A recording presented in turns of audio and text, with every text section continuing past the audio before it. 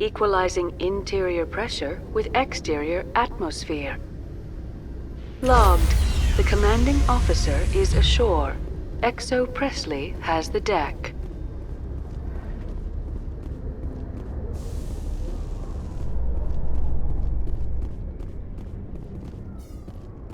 I'd love to see what the Normandy can do in a fight.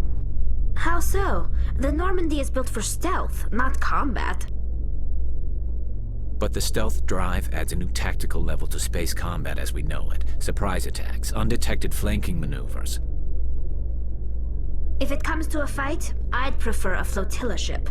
It's easier to trust what you've worked on yourself.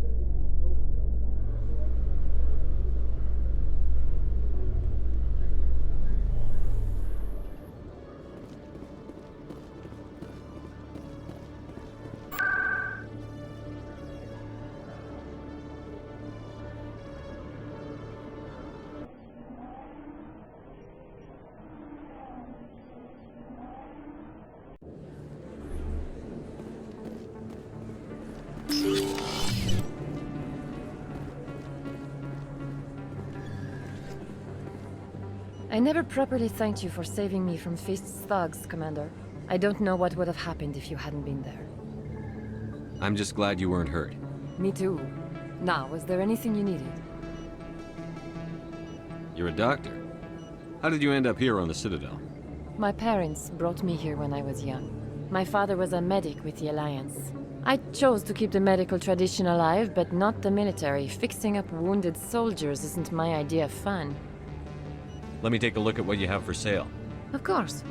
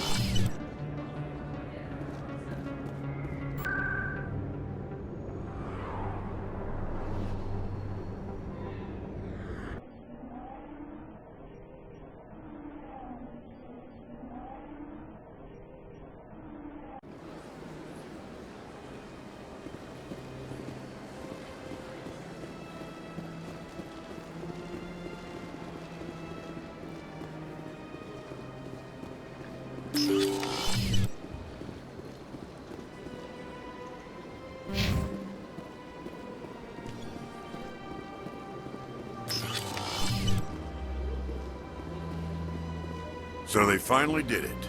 I knew one of your kind would make Spectre one day. Why did you come to see me, Shepard? Did Ambassador Udina send you? Have we met before? No, but I know you well enough. I'm Executor Palin, head of C-Sec. And you're the first human Spectre. Get used to people knowing who you are. At least around here. What do you know about the Spectres? They're the right hand of the Council, or so they like to be called. More like the underhanded side of the Council. What do you have against the Spectres? I can't abide any organization that considers itself above the law. Especially when it's left up to each individual Spectre to decide when and how to bend the rules. Sometimes you have to bend the law to keep people safe. I've been with CSEC for 30 years. I've never had to break the law to do my job, not once. Spectres walk a slippery slope, Commander. Operate outside the law and it changes you. Look what happened to Saren. You expect us to believe none of your officers are corrupt? There are over 200,000 CSEC agents. Some of them are going to be bad. But we don't turn a blind eye to corruption like the Spectres do. We do our best to find and punish any officer who breaks the law. Spectres. They'll never come under that kind of scrutiny.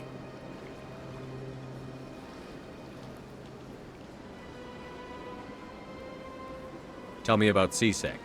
CSEC provides necessary police and security services throughout the Citadel. We're a civilian government agency, though many of our members have had military training. And unlike the Spectres, we work within the bounds of the law.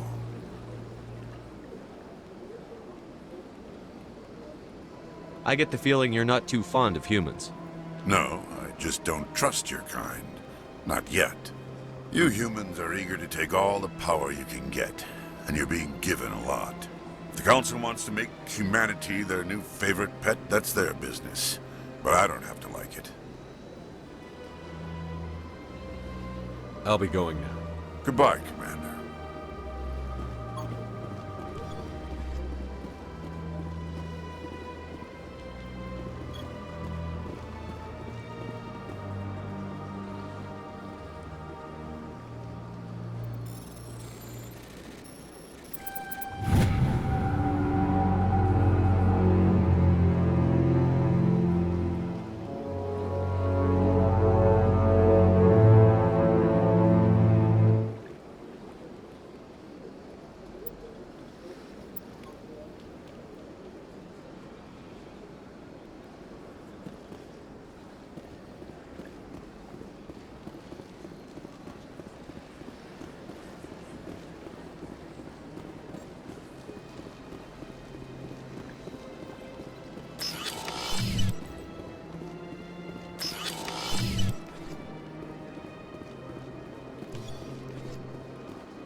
I don't have time to talk now. I'm very busy.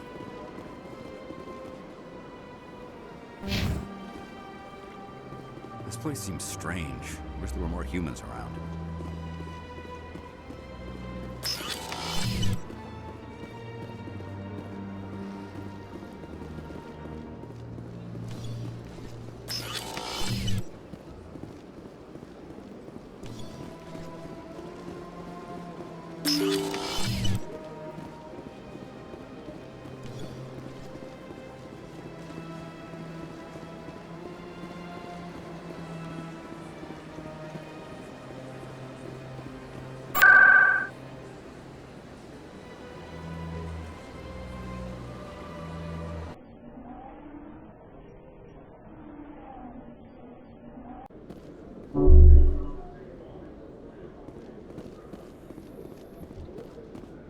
In other news, ExoGeniCorp is still denying reports that one of their survey teams has gone missing in the Hades Gamma Cluster. When asked why communication with the survey team was suddenly cut off last week, company officials refused to comment.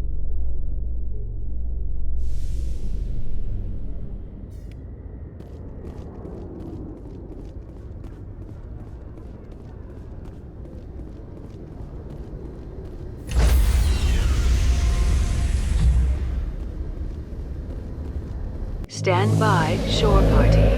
Decontamination in progress. Logged. The commanding officer is aboard. Exo Presley stands relieved. Commander, something you need? How's the Normandy performing? Is she everything they said she'd be? She's the best ship in the fleet, if you've got a pilot who knows how to handle her. Balance isn't what you'd expect. Takes a while to get used to that oversized drive core we got stuffed in the back, and her power can sneak up on you if you're not careful. The Normandy's probably too much ship for your average Alliance pilot, Commander. Lucky for you, I'm anything but average. I like to know my crew. Mind if I ask you a few questions? I can see where this is going. You did a background check on me, didn't you? Well, I'll tell you the same thing I told the captain. You want me as your pilot. I'm not good. I'm not even great. I am the best damn helmsman in the Alliance fleet. Top of my class in flight school, I earned that. All those commendations in my file, I earned every single one. Those weren't given to me as charity for my disease. What are you talking about? Are you sick? You mean you didn't know? Oh, crap. Okay, I've got Froelich syndrome, brittle bone disease. The bones in my legs never develop properly. They're basically hollow, too much force and they'll shatter. Even with crutches and my leg braces, it's hard to get around. One wrong step and crack! It's very dramatic, but I've learned to manage my condition, Commander. Put the Normandy in my hands and I'll make her dance for you. Just don't ask me to get up and dance unless, you like the sound of snapping shin bones. Why does everyone call you Joker? It's a lot shorter than saying Alliance Flight Lieutenant Jeff Moreau. Plus, I love to make little children laugh. I was just thinking how much you remind me of Santa Claus. Look, I didn't pick the name. One of the instructors in flight school used to bug me about never smiling. She started calling me Joker, and it stuck. Why didn't you ever smile? Hey, I worked my ass off in flight school, Commander. The world's not gonna hand you anything if you go around grinning like an idiot. By the end of the year, I was the best pilot in the academy, even better than the instructors, and everybody knew it. They'd all got their asses kicked by the sickly kid with the creaky little legs. One guess who was smiling at graduation? I need to know more about this Froelich syndrome if I'm putting my ship in your hands. Yeah, of course you do. It's an extremely rare condition. Nobody knows exactly what causes it. Genetic, maybe. It's treatable, but there's no cure. They classify my case as moderate to severe. I was born with over a dozen fractures, hip, thighs, ankles. My bones were already breaking in the womb. 100 years ago, I wouldn't have survived past my first year. Lucky for me, modern medical science has turned me into a productive member of society. You're not gonna break a bone trying to fly the ship, are you? I don't fly with my feet, Commander, so I'm fine as long as I'm in this chair. I gotta be real careful when I get up to take a piss, though. I can do my job as well as anyone on the ship. Better, actually. So don't worry about it. I have to go. All right, see ya.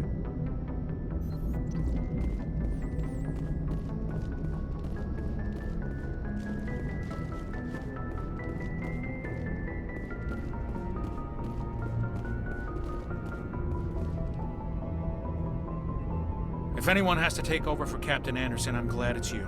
I'm not sure about having non-humans on our ship, though. We're all on the same team here, Presley. With all due respect, sir, that's what they said about Nihilus. Look how that turned out. I'm in charge here, Presley. I decide if we have non-humans on this vessel. Yes, sir. Understood, sir. Speak freely, Presley. I want to know if you have a problem with non-humans. It's not that, Commander. Humanity has always handled its own problems. Saren attacked one of our colonies. We should be the ones to stop him. We don't need their help. Some people think asking for help is a sign of weakness. That's just being stupid and stubborn. No matter how strong you are, allies can make you stronger. I guess so. Maybe I'm just stuck in the old ways of thinking. But don't worry, Commander. This won't be a problem. How did you end up assigned to the Normandy? I signed up with the Alliance as a navigator right out of school, following in my grandfather's footsteps, I guess. My first posting was on the Agincourt. We were at Elysium during the Skyllian Blitz. A massive fleet of alien raiders hit the colony, trying to wipe it out. They had the numbers, but their ships were no match for an Alliance frigate. It was a slaughter. We couldn't even keep track of how many ships they lost. How'd you end up on the Normandy?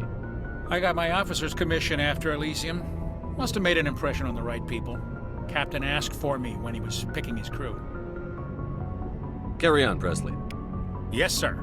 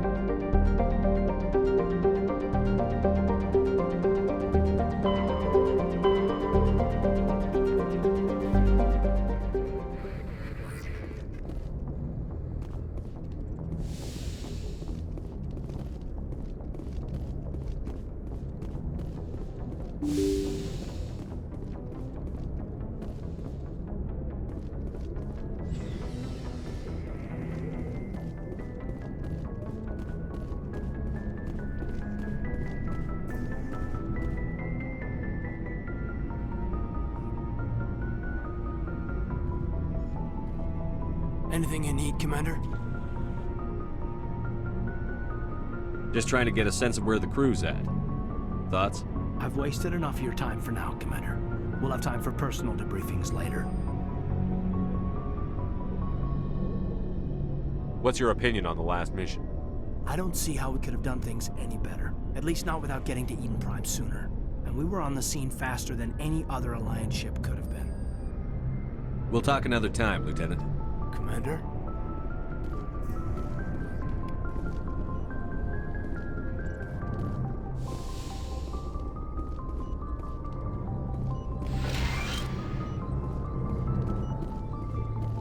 Yes, Commander? Is there something you need? I should go. Goodbye, Commander.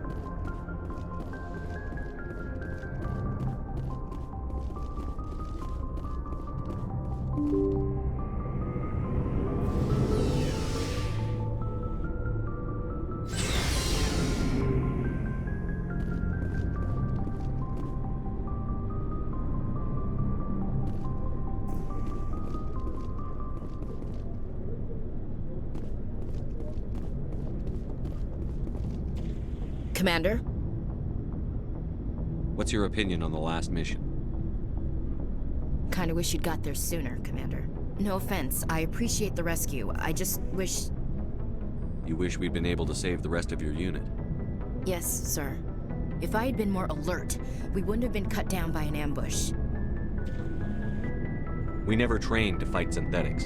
The Geth haven't gone beyond the Veil in 3 centuries. Our training's supposed to make us able to adapt. I'll make sure it doesn't happen again. Dismissed, Chief.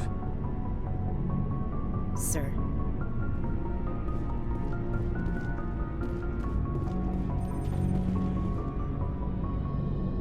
Thanks for bringing me on board, Commander. I knew working with a Spectre would be better than life at CSEC. Have you worked with a Spectre before? Well, no, but I know what they're like. Spectres make their own rules. You're free to handle things your way. At CSEC, you're buried by rules. The damn bureaucrats are always on your back. For the most part, the rules are there for a reason. Maybe. But sometimes it feels like the rules are only there to stop me from doing my work. If I'm trying to take down a suspect, it shouldn't matter how I do it, as long as I do it. But CSEC wants it done their way. Protocol and procedure come first. That's why I left. So you just quit because you didn't like the way they do things? There's more to it than that. It didn't start out bad, but as I rose in ranks, I got saddled with more and more red tape. CSEC's handling of Saren was typical. I just couldn't take it anymore. I hate leaving. I hope you made the right choice. I'd hate for you to regret it later. Well, that's sort of why I teamed up with you. It's a chance for me to get off the Citadel, see how things are done outside CSEC. Either way, I plan to make the most of this. And without CSEC headquarters looking over my shoulder, well, maybe I can get the job done my way for a change. If getting the job done means endangering innocent people, then no. We get the job done right, not fast. Got it? I wasn't trying to. I understand, Commander.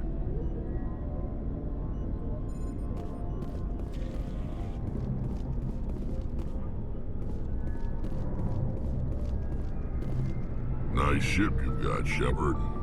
What can I do for you? What's your story, Rex? There's no story. Go ask the Quarian if you want stories. You Krogan live for centuries. Don't tell me you haven't had a few interesting adventures. Well, there was this one time the Turians almost wiped out our entire race. That was fun. I heard about that. You know, they almost did the same to us. It's not the same. It seems pretty much the same to me. So your people were infected with a genetic mutation? An infection that makes only a few in 1,000 children survive birth? And I suppose it's destroying your entire species? I suppose it isn't all the same. I don't expect you to understand, but don't compare humanity's fate with the Krogan. I was just making conversation. I wasn't trying to upset you. Your ignorance doesn't upset me, Shepard. As for the Krogan, I gave up on them long ago. The genophage infected us, but it's not what's killing us. Are your people really dying? We're sure not getting any stronger. We're too spread out. None of us are interested in staying in our own system. Lots of species have left their homes and prospered. But they go to colonize new worlds. We're not settlers. We're warriors. We want to fight. So we leave. Hire ourselves out. And most of us never go back. What can you tell me about the genophage? Ask the Solarians if you want details. They made it. All I know, it makes breeding nearly impossible. Thousands die in stillbirth, and most never get that far. Every Krogan is infected, every one. And no one's rushing to find a cure. Why don't the Krogan try to find a cure? When was the last time you saw a Krogan scientist? You ask a Krogan, would he rather find a cure for the genophage or fight for credits? He'll choose fighting every time. It's just who we are, Shepard. I can't change that. Nobody can. So long, Rex.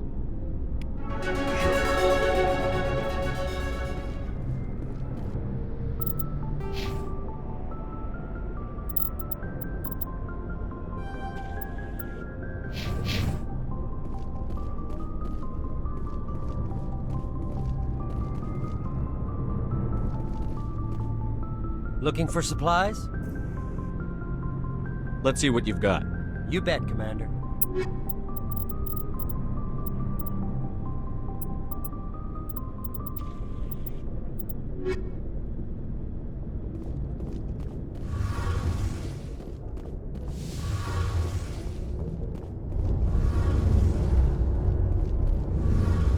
Hey, Commander, you know that Quarian, Tali? She's been spending all her time down here asking me about our engines. I'll tell her to leave you alone. What? No, she's amazing. I wish my guys were half as smart as she is. Give her a month on board and she'll know more about our engines than I do. She's got a real knack for technology, that one. I can see why you wanted her to come along. I figured she'd be a real asset to the team. You've got an eye for talent, Commander, but I'm guessing that's not why you came down here.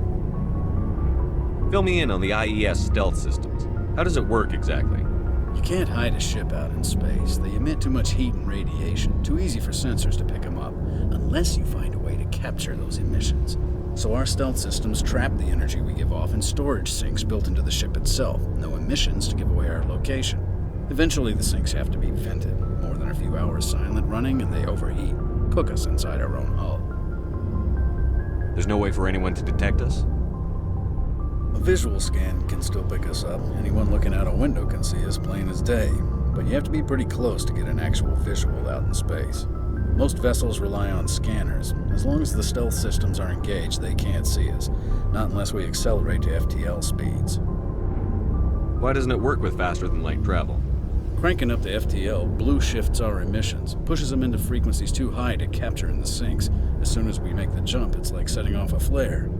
Sensors can pick up our location whenever we enter or exit FTL flight, but for short-range missions, our stealth systems are amazing, and we've got the only one. I want to know more about the Normandy. She's the best ship I've ever served on, probably the fastest vessel ever designed. And she's the only one using the new Tantalus drive core. What's so special about the Tantalus drive core? Proportionally, it's about twice the size of any other vessel. Not only are we faster, we can run at FTL speeds longer before we have to discharge the core. Where else have you served, Adams? If you name a class of Alliance ship, I've probably served on it. Everything from dreadnoughts and carriers right down to frigates like the Normandy. My last assignment was on the Tokyo, only a cruiser, but she was a good ship. Couldn't hold a candle to the Normandy, though. Carry on, Adams. Aye, aye, Commander.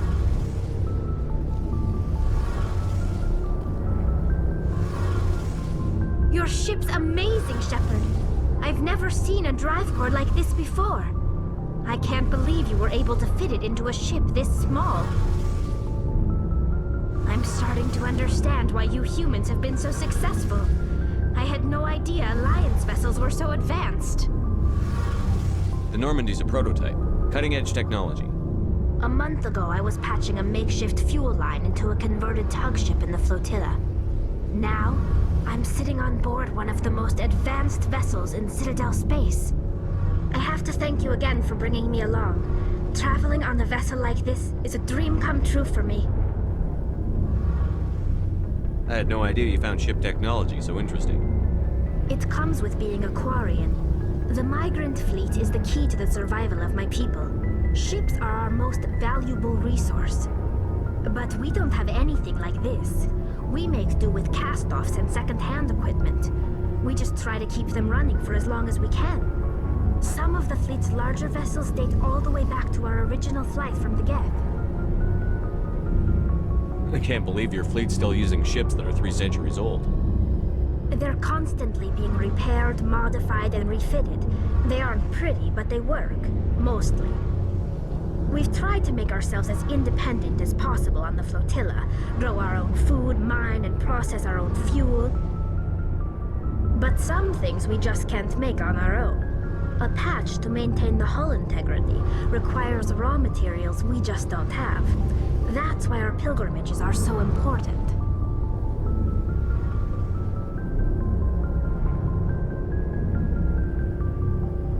I want to know more about the pilgrimage.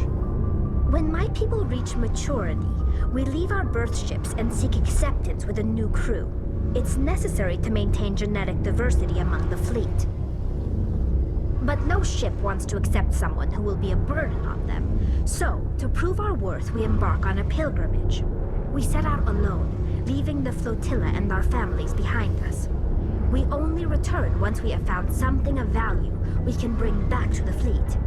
This is presented as a gift to the captain of the respective ship we wish to join. If the gift is accepted, we are welcomed into the crew. Can a captain choose to reject the gift? That doesn't happen often. Most captains are eager to increase the size of their crew. It increases their own standing in our society. Even when a gift is not particularly valuable, the captain usually accepts it out of a sense of tradition. However, there is a stigma to presenting a substandard gift. It's not the best way to make a good impression on a new community. Most pilgrims don't return until they find something worthwhile. I can't believe they just send you off alone. It's not like they just cast us out. Before we leave, we are given lessons in how to survive outside the flotilla, and given gifts to help us on our journey. We also receive implants to fight off sickness and disease. Generations of living in an isolated and highly controlled environment have left our immune systems weaker than most. By the time we leave the fleet, we are well equipped for the pilgrimage. This is a rite of passage for all Quarians. If it were dangerous, our numbers would suffer. Virtually every pilgrimage ends with a triumphant return and the ritual presentation of the gift to one of the fleet's captains. I want to talk about something else. Like what? Tell me about your people. Our lives aren't easy. Resources are scarce, and we are constantly on the move. Everything we do must in some way contribute to the continuation of the migrant fleet. There are 17 million Quarians in the flotilla, and each of us relies on the others for survival. The bonds among my people are strong. Unfortunately, we have had to surrender many of the freedoms and civil liberties other species take for granted. What kind of freedoms? Well, it's illegal for parents to have more than one child. If our population grows too much, it would strain our resources to their breaking point. Of course, we also can't allow our numbers to become too few. If our population is in decline, the rule against single births is temporarily repealed. In extreme cases of population decline, incentives are even offered to encourage multiple births, though the Conclave hasn't had to take such measures in nearly a century. That's your government. The Conclave is our civilian branch of government. Each ship can elect a representative to serve on the Conclave and make decisions that affect the fleet as a whole. On matters that affect an individual ship, however, the captain has the final say. It's a tradition that dates back to the early days, when the fleet was governed by martial law. Fortunately, most captains nowadays are smart enough to have an elected council from their crew to give them advice and guidance. So the ultimate power rests with elected officials. In practice, the Conclave and the respective council for each ship tend to set the rules that govern our daily lives. But in theory, we are still under military jurisdiction. The 5 top-ranking military officials in the fleet serve on the Admiralty Board. These 5 have the power to overrule any decision by the Conclave in case of emergency. To do so requires unanimous agreement among the Admiralty, and they can only do this once. After that, the entire board must resign their posts. It's a safeguard that served us well. In nearly 3 centuries, the Admiralty Board has only overruled the Conclave 4 times. I want to know more about the Geth. I doubt I can tell you anything you don't already know. It's been almost 3 centuries since they drove my people into exile. All I know is the story of their origins, what they were when we created them, and how they turned on us. Interesting. The Geth were originally created to serve as an automated manual labor force. Initially, their intelligence was as limited as any VI.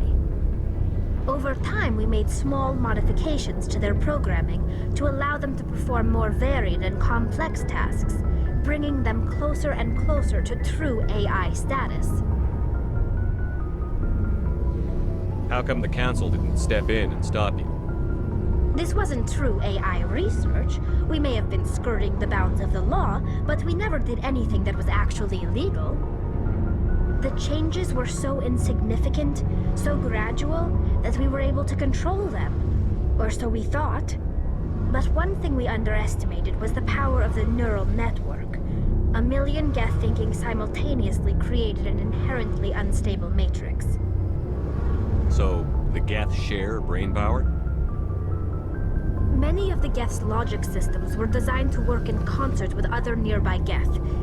Basically, the more of them you have in a group, the smarter they are.